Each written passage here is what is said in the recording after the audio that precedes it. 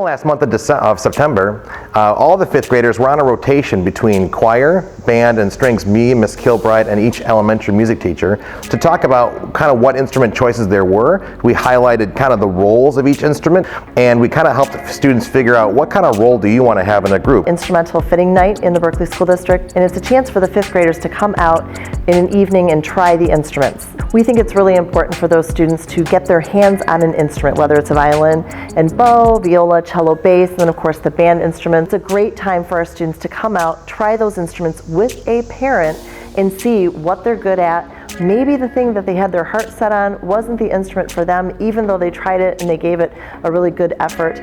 But it's really a wonderful event that we have so that the students can be put and placed on the right instrument. And sometimes they find out that the instrument they had all along, which was their voice, because they chose choir. So during fitting night, each student gets to go to a table with instruments that they've kind of learned a little bit about, but they haven't actually got to hands-on touch it. And they get to go to these different tables, and each has a qualified instructor to kind of teach them how do they hold their instruments, how do they make their first sounds.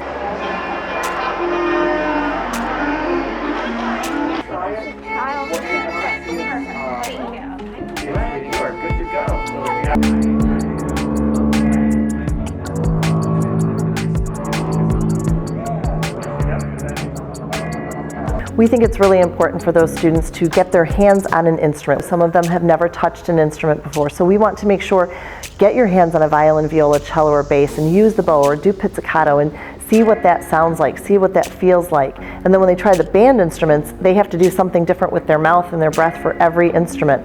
So really, we think that it helps them, if they're wanting to choose an instrument, it really helps them to figure out what instrument is the best choice for them.